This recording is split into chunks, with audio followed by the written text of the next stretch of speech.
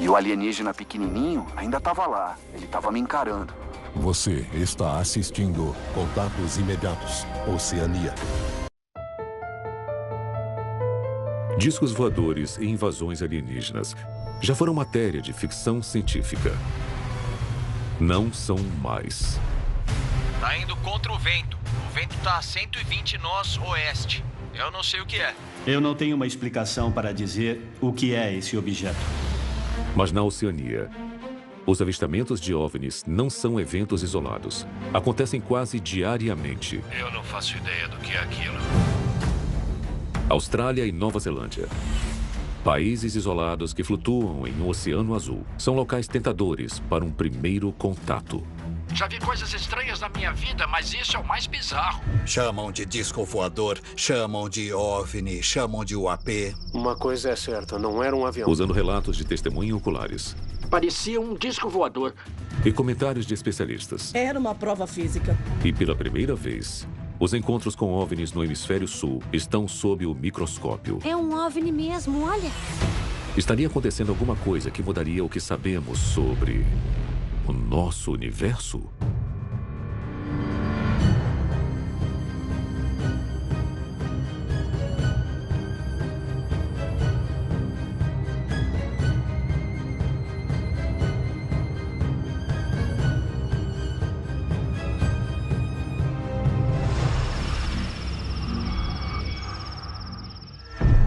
No interior da Austrália, os encontros próximos podem ser mortais e não apenas para os seres humanos. Atenção! Alguns espectadores podem achar as imagens perturbadoras. Nesta história, investigamos um fenômeno tão macabro quanto desconcertante.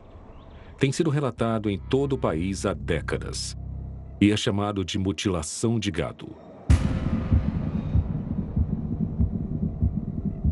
Isso envolve procedimentos cirúrgicos extremamente avançados sendo realizados em vacas. Mas muitos acreditam que esta é a obra de outra raça de seres. No interior de Queensland, a noroeste de Mackay, os criadores de gado Mick e Judy Cook ficaram apavorados e chocados por uma descoberta horrível em sua propriedade remota. O aparecimento de bovinos mutilados. Mick e Judy Cook, estamos na estação de Pavley, no Broken River, na região de Yangila. Estamos aqui há 32 anos.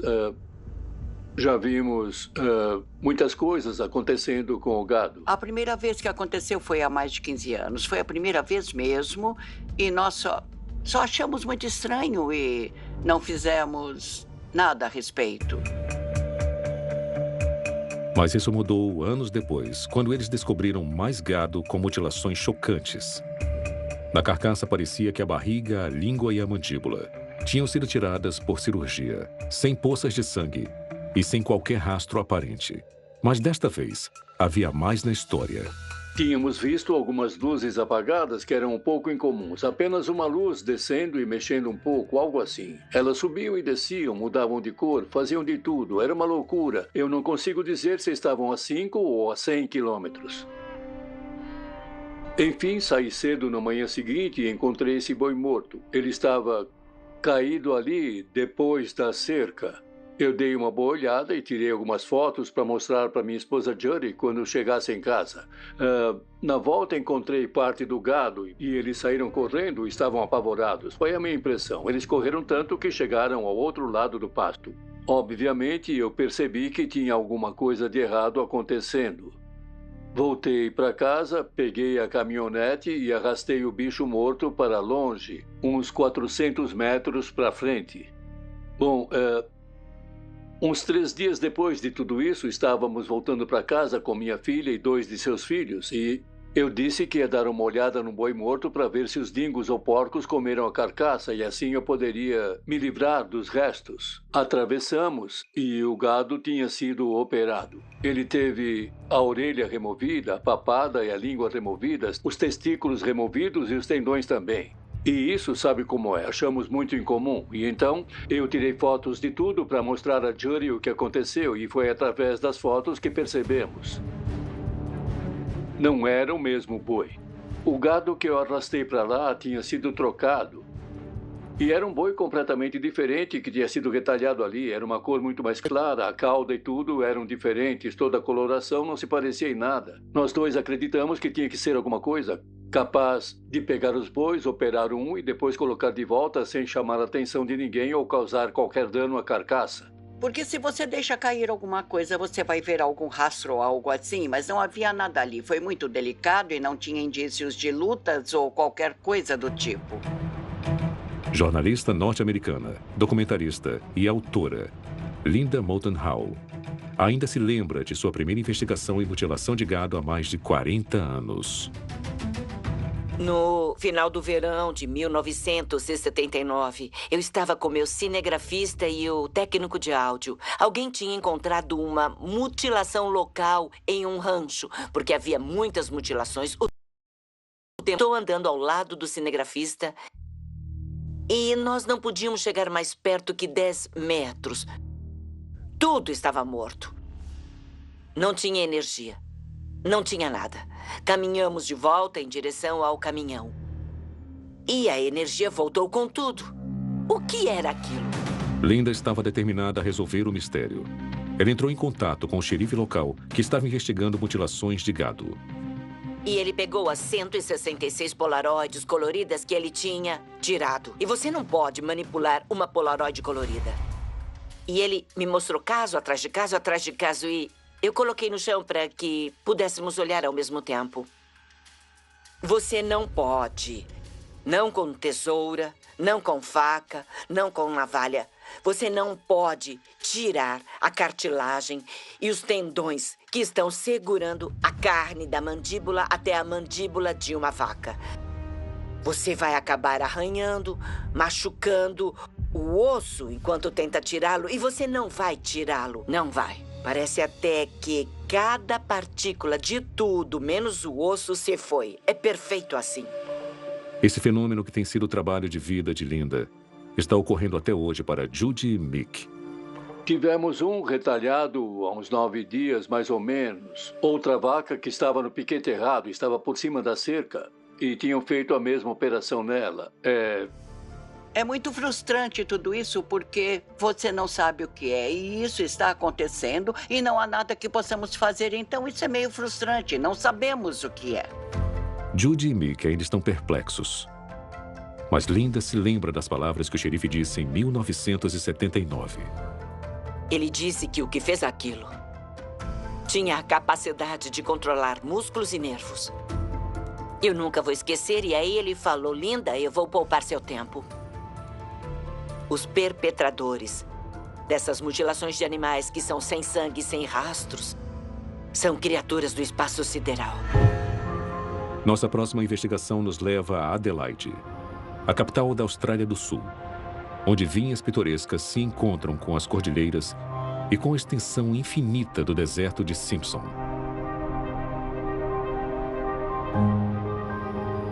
Adelaide é chamada de Cidade das Igrejas por sua rica história, mas também tem seu histórico de avistamentos de OVNIs. Nossa história começa fora da cidade, onde a testemunha principal, Phil Tyndall, acredita que viu não só OVNIs, mas OVNIs em combate. Meu nome é Philip Tyndall, meu irmão e eu tivemos uma experiência ufológica muito diferente em 1980, quando tínhamos 10 anos. Então era dia 7 de fevereiro de 1980, quando esse evento aconteceu. E era por volta das 9h30 da noite, nós subimos para o quarto, fomos para a cama e estava meio escuro. Então foi uma meia hora depois que começou a escurecer, eu acredito que era algo assim. Nós tínhamos uma visão de todo o vale e no final do vale havia uma espécie de subida suave com, sabe, árvores e outras plantas por ali. E isso formou uma espécie de horizonte, eu acho. Tudo aconteceu bem na nossa frente. A janela do Rob era virada para essa direção e nós tínhamos acabado de ir para a cama. E ele me chamou. Phil, vem ver isso aqui. Então, eu saltei da cama, porque só pela voz dele já dava para ver que era algo interessante. Eu corri para o quarto dele e tinha uma luz amarela balançando ali, logo acima da linha da árvore. Ela não estava totalmente parada, nem estava se mexendo muito, mas teve algum movimento. Aí parava um pouco, daquele jeito, e depois voltava para onde estava. Então parecia que a luz queria estar naquele lugar. Em termos de brilho, eu acho que era um pouco mais brilhante do que Vênus. Então era a coisa mais brilhante do céu. Muito óbvio. E era a cor de um farol de carro antigo. Seria um tom de amarelo ou um pouco mais escuro que o normal. Então, esse era o tipo de brilho e tamanho, e pudemos perceber que não era uma nave comum. Não havia dúvida de que não havia barulho vindo dali. Era muito silencioso e a noite estava parada. O seu balanço era sutil e leve e fez alguns movimentos para trás, mas não se movia como um helicóptero, não se movia como um avião. Já tínhamos visto esse tipo de coisa no céu muitas vezes. As luzes não escureceram e a luminosidade permaneceu a mesma, e deu a impressão de que era realmente a própria nave que estava brilhando. De repente, uma nave vermelha, ou objeto vermelho com o mesmo tamanho e brilho, voou de cima para baixo e se juntou a essa nave amarela. E a afugentou. Era uma perseguição muito óbvia, mas muitas manobras e zigue-zagues, enquanto essas naves, ou objetos se aproximavam. Sabe, nós não tínhamos visto um OVNI antes, mas nós dois tínhamos certeza de que não eram da Terra. Isso era bem óbvio, só pelas voltas e o jeito como se mexia no ar. Nada do que tínhamos podia fazer isso, então sabíamos que era interessante. Em algum momento da perseguição, nós corremos para o quarto dos nossos pais e depois tentamos convencê-los a sair da cama. Então, eles provavelmente não acreditaram e ficaram na cama, e voltamos para o quarto do meu irmão para continuar assistindo à perseguição. Em algum momento, a nave amarela parecia estar sendo puxada para a nave vermelha e parecia perder sua autonomia. Aí ela se contorceu de volta, mas depois foi puxada para a nave vermelha de novo. E meu irmão descreveu como uma luz de tração que vimos em algumas séries de TV como Star Trek, mas foi apenas momentâneo porque durou só alguns segundos. E então o amarelo conseguiu se soltar e em seguida a perseguição continuou. Mas então, é possível que tenha sido algum tipo de arma não letal. E depois de vários minutos, acredito que depois desse evento em particular, onde os amarelos parecem ficar presos, o amarelo voou para a nossa direita e desapareceu atrás das árvores e do morro, para trás do horizonte que nós víamos. Aquele foi o movimento mais rápido da noite. O amarelo simplesmente desapareceu num piscar de olhos. Então eu não posso nem descrever ou estimar o quão rápido isso foi. No dia seguinte, na escola, contamos a algumas pessoas, contamos aos nossos amigos e lembro de dizer a um dos professores também. A resposta que veio foi bastante fraca. Meus amigos meio que acharam legal e voltaram a fazer o que quer que fosse, mas não ligaram tanto assim. Embora Phil tivesse o conforto de saber que seu irmão gêmeo testemunhou o mesmo evento, tê-lo verificado por uma terceira parte independente ajudou a acalmá-lo. 2 dias depois, houve um relatório no jornal. Essa foi a história que um cara chamado Darryl Brown relatou. Então, o que o Darryl descreveu foi que ele ouviu um forte estrondo na mesma noite, quase no mesmo horário. E saiu correndo para ver o que tinha acontecido. E ele tinha 2 cachorros grandes que estavam assustados e isso não era normal para eles. Eles correram para dentro. E então ele saiu com uma tocha para ver o que ele achava ter sido um acidente de carro ou algo neste sentido. Mas ele podia ouvir um barulho vindo de uma árvore, um dos grandes pinheiros que estava rangendo e gemendo. Então ele iluminou a árvore com a tocha e encontrou o objeto estranho e amarelo. E ele disse que aquilo parecia uma espécie de lancha de cerca de 8 metros e que havia derrubado galhos da árvore, causando danos ao local e deixado um grande rastro. Ele correu para dentro e ele ligou para a polícia. Mas quando finalmente a polícia chegou, o objeto havia sumido. A única coisa que restou, uma árvore danificada com algum tipo de evidência, foi o que a reportagem descreveu no jornal daquele dia. E sabíamos que o Darryl estava dizendo a verdade.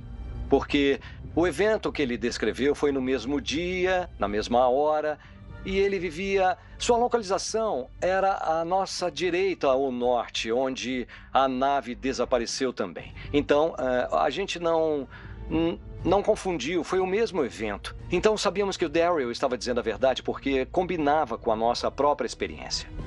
Ele foi a terceira testemunha do evento. Meu irmão e eu vimos a perseguição e o Daryl viu o acidente. Foi assim que isso se desenrolou. Eu só entrei em contato com o Daryl muitos anos depois. Quando criança, não era realmente possível para Phil e seu irmão se conectarem com sua terceira testemunha. E conforme os anos se passaram, seu encontro com o OVNI acabou ficando de lado por sua rotina agitada. 30 anos após esse evento, acho que foi mais ou menos isso. Era apenas uma história de bar que nós contaríamos ao redor da fogueira. E sabe, para alguns amigos. Mas nem meu irmão nem eu prestamos muita atenção nisso. E foi só quando a internet surgiu que eu consegui chegar a outras pessoas. E também entrar em contato com o Daryl para tentar encontrar ele. A parte ruim de tudo isso foi que Daryl acabou falecendo apenas alguns meses antes de eu encontrar sua família. Então ele morreu, acho que foi em dezembro de 2016. Então eu descobri que perdi a oportunidade de conversar com o Daryl pessoalmente. Mas eu fiz contato com sua ex-esposa e seus 2 irmãos. Todos sabiam da história. Eles sabiam que ele era afetado por isso. Eles me disseram que... Você sabe, eles acreditavam nele, eles sabiam que ele não estava mentindo. Mas eles não sabiam o que fazer com a informação. Foi um grande impacto em sua vida. Ele tinha 21 anos quando isso aconteceu, então ele era mais velho do que eu e meu irmão. E provavelmente foi um momento importante de despertar para ele. Então, eu queria muito encontrá-lo e descobrir que eu tinha perdido ele por apenas semanas ou alguns meses. Nossa, isso foi muito perturbador. Senti verdadeira compaixão por ele. O Daryl deve ter morrido pensando que era a única pessoa que viu aquilo. Eu não tive outras experiências ufológicas. Realmente foi esse evento que meu irmão e eu vimos em 1980. Não houve outros avistamentos que tive. Falei com muitas pessoas que tiveram avistamentos muito recentes, mas comigo esse foi o único avistamento que eu presenciei. Com tantas testemunhas, o efeito real desses encontros só pode ser de fato suavizado pelo conhecimento de que não estão sozinhos, que outros também viram, que outros também acreditam, porque esses eventos podem mudar vidas. Cheryl Gottschall, presidente da pesquisa de OVNIs de Queensland, explica. Embora algumas pessoas digam que se um OVNI pousasse eu sairia correndo e pularia nele, na verdade não é tão fácil ter tido essas experiências para poder conviver com elas no mundo do jeito que vivemos. Eles podem começar a ver espontaneamente pessoas mortas, e isso pode ser bastante assustador. Eles podem saber as coisas antes que aconteçam. Muitas vezes podem relatar que sua dieta é alterada, que os alimentos que eles costumavam comer, eles não conseguem mais. E como eles tiveram essa experiência sobrenatural, todo o resto parece muito mundano para eles. Então isso torna muito difícil estar disponível socialmente. E assim eles tendem a se retirar dentro de si mesmos e muitas vezes podem viver à margem da sociedade em vez de fazer parte dela. Eles podem lutar com seu propósito de vida e eu ouvi muitas pessoas dizerem que eles têm forte senso de missão após suas experiências, mas eles não sabem o que é. E isso pode ser muito frustrante para eles. Portanto, há uma série de razões pelas quais você não quer ter um contato imediato.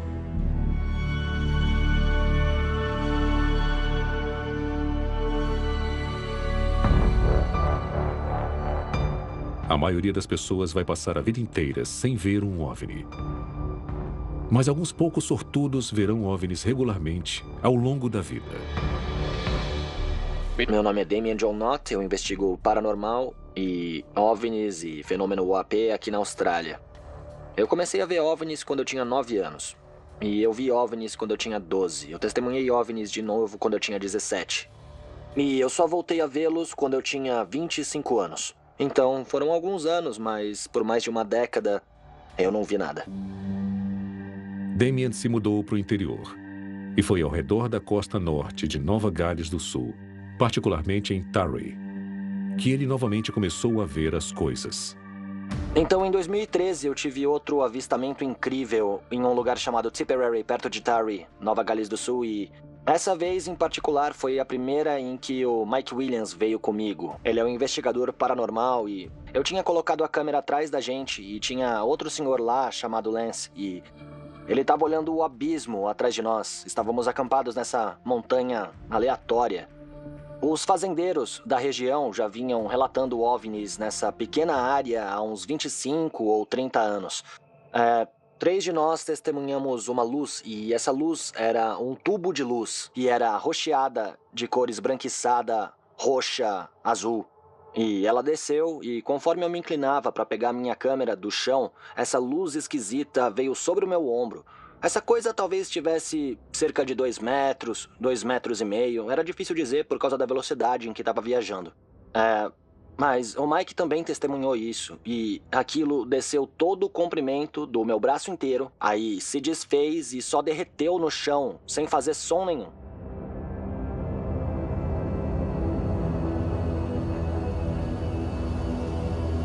Eu devo ter pulado 1 metro no ar, e o Mike saltou para trás, assustado também. A gente não sabia o que estava acontecendo. Então, na manhã seguinte, quando eu fui olhar as imagens, o que dava para ver eram várias luzes, as mesmas faixas de luz descendo do alto, mudando de direção várias vezes, e em seguida voando no solo em alta velocidade. Com todos esses OVNIs aparecendo, ele decidiu se armar com equipamentos capazes de capturar esses objetos, para deixar o mínimo de dúvida possível sobre as provas que ele coletou.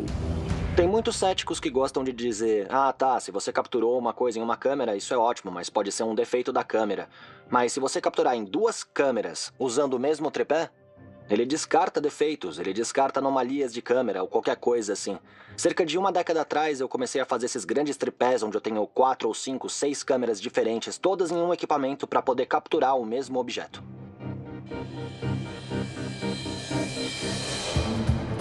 Em 2013 foi um ano agitado para os extraterrestres. O próximo avistamento de Damien foi na casa de um amigo nas Montanhas Azuis, a oeste de Sydney. Então, em abril, em Hazelbrook, em 2013, eu tive um avistamento incrível. Eu estava só sentado no quintal, almoçando com os amigos, eu estava de frente pro quintal e eu presenciei isso. Eu, meu parceiro e um dos meus amigos, a gente veio e estava sentado na mesa e eu era o único de frente pro quintal e todos estavam de frente para mim. E eu tinha minha câmera e ela estava praticamente pronta para filmar. E enquanto a gente estava conversando no quintal, eu enxerguei essa luz, esse objeto em forma de charuto, puro, branco e bonito, se movendo por aí, fazendo manobras incríveis. Então eu comecei a filmar essa coisa. Eu estava olhando aquilo e eu não conseguia ver a olho nu, mas eu pude ver através da câmera e fiquei tipo, caramba, isso é loucura. Não tem vento, não tem nada parecido. Dá pra ver pelas árvores, você pode ver que não tem movimento em nenhuma das folhas ou qualquer coisa assim. E eu continuei filmando até a bateria acabar. E o que resultou foi um objeto de charuto se movendo ao redor do céu e fazendo todo tipo de coisa bizarra.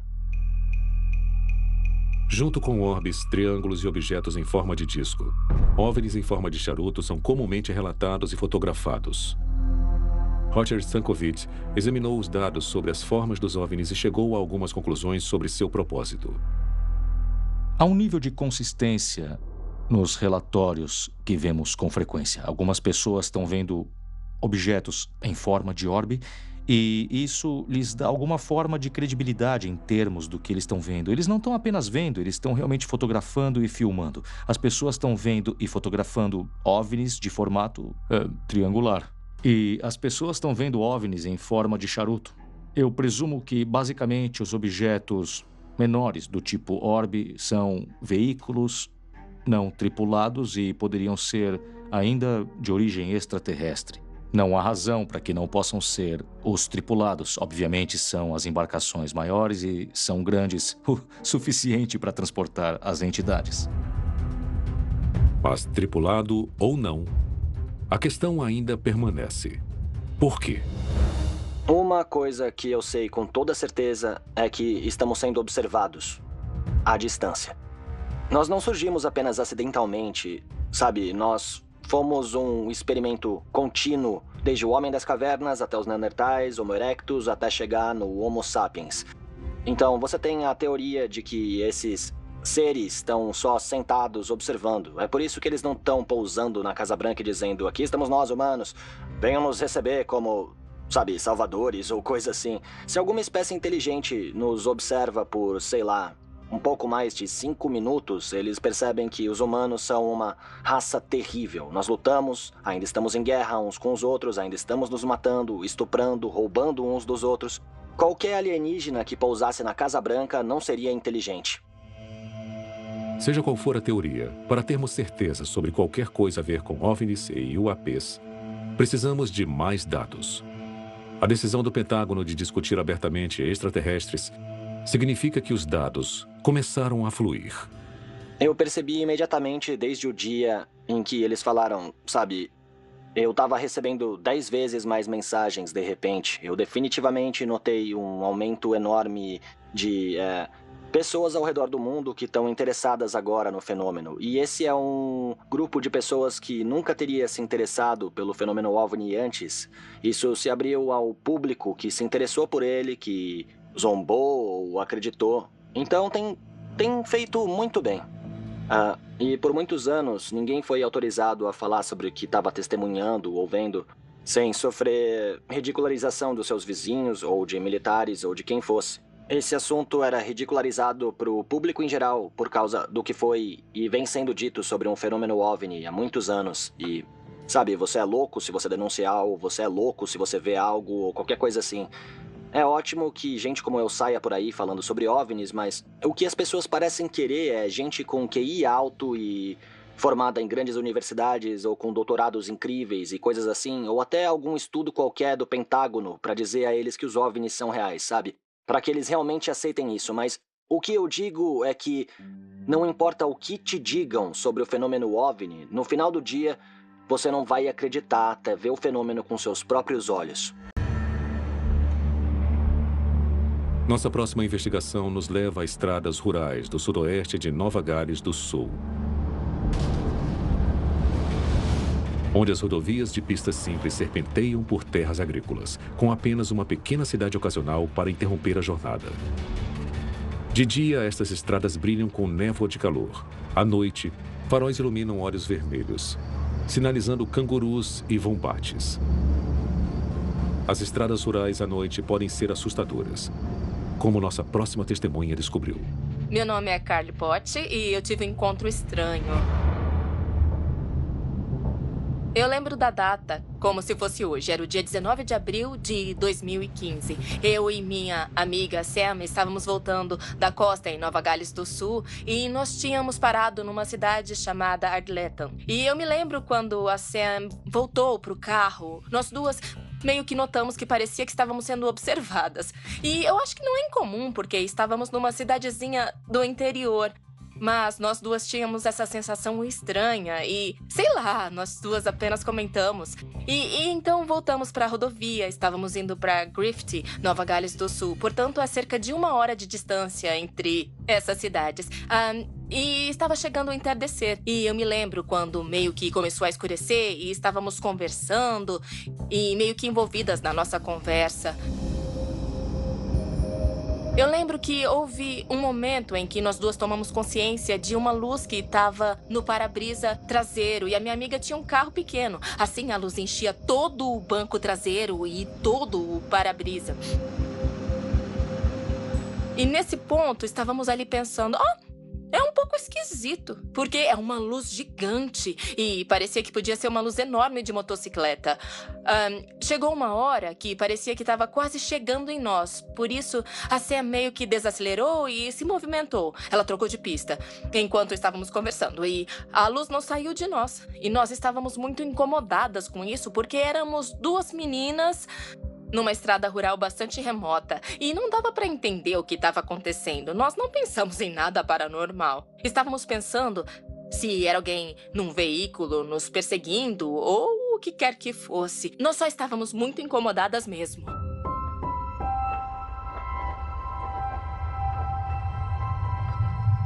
Pudemos ver no horizonte que tinha um carro vindo porque estávamos numa longa estrada rural e é bem reto. Então nós pensamos que o carro iria iluminar o que quer que fosse atrás de nós e poderíamos ver melhor o que era e talvez quem estava dentro dele.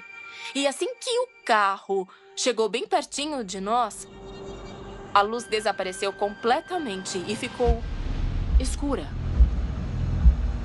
assim que o carro meio que se afastou de volta no horizonte, todo o horizonte se encheu de luz. E então, dentro de segundos, a luz estava de volta no para-brisa. Na verdade, não vimos a luz viajar do horizonte para o para-brisas. Foi quase como num segundo estava aqui, no outro segundo foi para o para-brisas traseiro. E foi aí que realmente começamos a entrar em pânico. Tipo, parecia que aquilo estava nos perseguindo mesmo.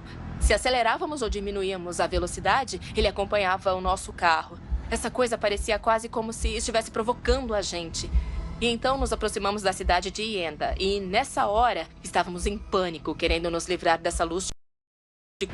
Decidimos que iríamos parar na cidade e esperar o que quer que fosse passar. E eu acho que esperamos cerca de 10 ou 15 minutos até voltarmos à estrada, porque nos sentimos muito vulneráveis quando estávamos naquela estrada sozinhas com o que estava nos seguindo. A luz vinha de uma espaçonave? Carly e sua amiga estavam sendo perseguidas por um OVNI? Nós saímos de Ienda e novamente uma longa estrada rural. E vimos o horizonte se encher de luz de novo. E nós aceleramos na estrada e novamente em segundos a luz foi para o para-brisas traseiro e nos seguiu. E nessa hora estávamos bem histéricas. E as duas estavam tentando pensar e descobrir o que podia ser, mas independente do que fosse, nós só queríamos nos livrar daquilo. E então, quando o outro carro apareceu, a mesma coisa aconteceu novamente. A luz desapareceu. Isso rolou, tipo, mais 2 vezes. Então, estávamos começando a chegar perto de Griffith, que era a cidade para a qual estávamos indo. E assim que nos aproximamos da cidade, ela desapareceu. Acho que o que aconteceu depois foi que chegamos em casa e nossa amiga Steph disse: parece que você teve um encontro com as luzes de Min-Min. E eu nunca tinha ouvido falar nesse termo. E nós ficamos tipo, o quê? E ela disse, eu ouvi falar sobre isso porque meu pai teve uma experiência em que ele foi seguido em pasto por luzes. Eu sou locutora de rádio. E na segunda-feira, eu falei sobre isso. Isso tinha acabado de acontecer no domingo, então eu ainda estava muito abalada com a experiência. E eu estava em dúvida se falava sobre isso no ar ou não. E eu falei. Foi aí que os telefones meio que piraram. E nós éramos uma pequena estação de rádio e nós fomos inundados com pessoas ligando, dizendo que tiveram exatamente a mesma experiência. Uma menina ligou dizendo que apenas 2 semanas antes, no mesmo trecho da estrada, ela e seu parceiro tiveram a exata, quase que idêntica experiência. E acabamos recebendo ligações durante toda a manhã. E para mim, essas pessoas pareciam estar contando a verdade. E parecia mesmo que elas estavam com medo da situação, mas ninguém tinha uma explicação para as luzes. Isso despertou algo importante dentro de mim. Como é que isso é algo que eu nunca ouvi falar e agora que eu vivi, tantas pessoas contam que viveram também? Eu não sinto necessariamente que o que aconteceu comigo parecia paranormal, porque eu me lembro de olhar para aquele objeto e parecia bastante tangível e real. Eu gostaria de encontrar uma explicação, talvez mais no lado lógico, talvez para me fazer sentir um pouco mais distante desse lado paranormal. Então a experiência de Carly foram luzes de Min-Min? E o que elas são, afinal? Os investigadores de OVNIs Asper Leonardi e Bill Choker explicam. Eu não diria que não há explicação, mas com a evidência das luzes de Min-Min é como a natureza, sem freios. E como há algumas evidências de encontros muito estranhos e misteriosos com o que parece ser as luzes de Min-Min, isso tudo faz com que essas coisas não tenham qualquer explicação natural. O termo luzes de Min-Min é um termo aborígene. Então, isso já estava aqui muito antes do homem branco chegar. Os caminhoneiros as veem o tempo todo e tentam chegar até elas e ver o que são, mas eles nunca conseguem. Eles sempre parecem manter uma equidistância entre quem está testemunhando o evento e eles. E, portanto, se você acelerar, eles aceleram. Há muitas explicações naturais para alguns relatórios de luzes de Min-Min, mas, no entanto, há muitos encontros com luzes do tipo Min-Min que difíceis de explicar. E existe um elemento de perigo para eles. O povo aborígene sempre avisou as crianças, especialmente durante a noite, para não saírem por conta própria, porque as luzes de Min-Min vão te pegar e você não vai voltar. Quando você está vivendo esse estado constante de adrenalina, na verdade, naquela hora tudo se tornou mais real e vívido para mim. Eu não sei explicar quanta adrenalina eu senti naquele momento.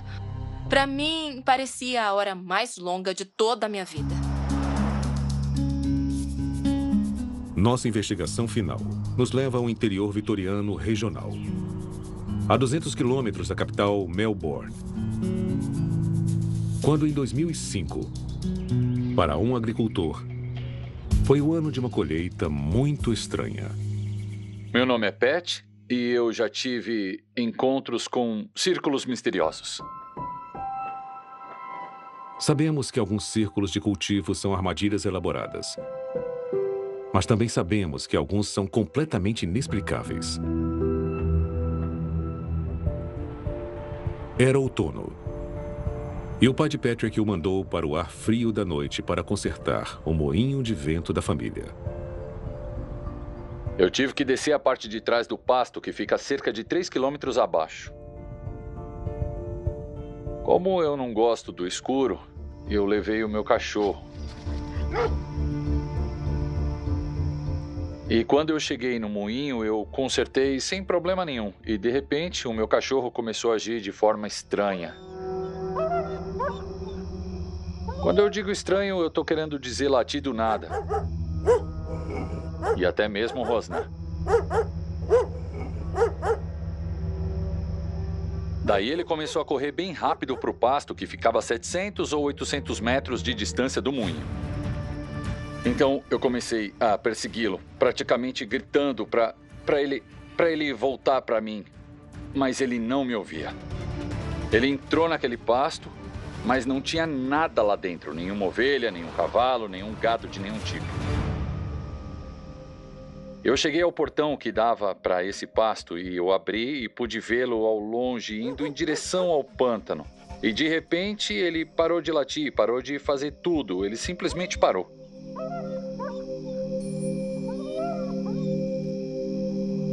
E ele, por algum motivo, estava choramingando e eu pensei, bom, será que ele foi mordido? Ele se machucou? O que será que rolou?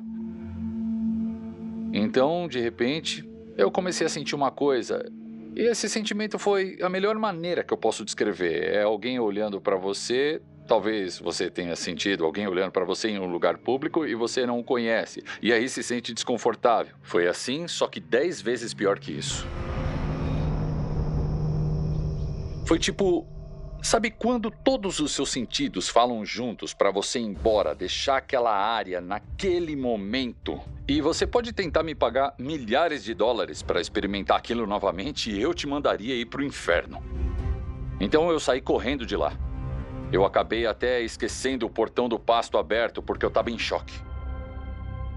Eu prendi o meu cachorro, voltei para dentro, não disse uma palavra para os meus pais. Eu achei que tinha que haver uma explicação razoável para isso. Eu nunca gostei do escuro, daí eu só pensei que podia ter sido a minha imaginação. Na manhã seguinte, eu levantei muito cedo. Tive que descer e fechar o portão daquele pasto porque eu sabia que ia levar bronca e eu não queria ter problemas. Daí eu decidi ir para o outro lado e apenas olhar ao redor. Eu não consegui encontrar nada estranho, então de repente eu parei e tinha um círculo misterioso ali. A grama dentro dela, que ontem estava fresca, agora estava morta e tinha sido achatada. Tinha um tom amarelado ali. Era perfeitamente redondo. Devia ter uns... eu acho que tinha cerca de 10 metros, por aí. Não havia pistas que levassem para longe dele. Não havia marcas de carros, não tinha nada disso. Era um círculo perfeitamente redondo. Os únicos rastros ali eram os meus. E eu só voltei àquele local 2 vezes para conferir porque eu ainda estava muito assustado. E eu comecei a hiperventilar. Eu não sabia nem o que pensar. Patrick havia interrompido alguém em sua propriedade na noite anterior? Eram humanos? Daí eu percebi que era alguma coisa olhando pra mim ontem à noite. Tinha alguma coisa pousada na borda do pântano e tava me dizendo pra ir embora. E daí, tipo, eu acabei saindo. E o meu maior arrependimento até hoje foi não ter tirado fotos. Mas aí eu me toquei que, bom, Se eu revelar as fotos, o que as pessoas que revelam fotos vão pensar? Esse cara é um doido dos ETs que anda espalhando um monte de círculo no chão por aí. Como outros que tiveram encontros, as experiências deixaram uma marca em Patrick. Ele não consegue esquecer o que viu. Bom, digamos que é um sentimento que você não esquece. E eu acho que foi um fato que eu nem consigo descrever. E como eu disse, eu fiquei doente porque eu só pensava o que em nome de Deus é isso aí. E eu acho que eu fiquei em negação por muito tempo. Eu não queria acreditar no que eu tinha visto. E daí eu pensei que talvez eu tivesse sonhado, talvez tivesse ficado louco, talvez tivesse sido isso ou aquilo. Bom, até hoje nunca mais aconteceu nada parecido e eu não quero que isso aconteça mais. Que bom que tudo aquilo foi uma vez só. É um sentimento comum entre testemunhas de OVNIs. Muitas que tiveram encontros gostariam que nunca tivessem acontecido. Cheryl Gottschall é a presidente da UFO Research Queensland. Ao longo dos anos, as pessoas entraram em contato comigo para relatar suas experiências de encontro. E me disseram como essas experiências as mudaram. Porque elas não sabiam como poderiam continuar existindo, sabe, nessa realidade, tendo tido uma experiência para a qual não temos contexto. Eles podem perder o controle da realidade e eu já vi muito isso. Elas questionam tudo e então tentam entender o que é real. O que eu sei que eu posso dizer que é realmente a verdade. E isso pode ser muito difícil de conciliar para elas administrarem sua vida sem nada que possam entender com certeza. E elas pensam, por que eu trabalho afinal? Para que isso? Os extraterrestres estão falando comigo? Como faço um trabalho mundano quando tenho essa experiência maluca guardada dentro de mim? Elas não conseguem lidar com isso, então há muito trauma envolvido com as pessoas e elas certamente experimentam uma profunda sensação de isolamento porque não conseguem encontrar a sua tribo, elas não se sentem mais parte da humanidade. Até hoje os meus pais não sabem dessa história, é uma coisa que realmente me afetou. E bom, me afetou mais do que eu gostaria de admitir, porque até hoje eu ainda não sou capaz de sair no escuro na fazenda e não ter a mesma sensação daquele dia. Eu gostaria de ver alguém ter essa sensação e não fugir para longe, sabe? Porque não importa o quão corajoso você seja, isso não importa. Eu acho que a pessoa mais corajosa do mundo teria essa sensação e sairia correndo.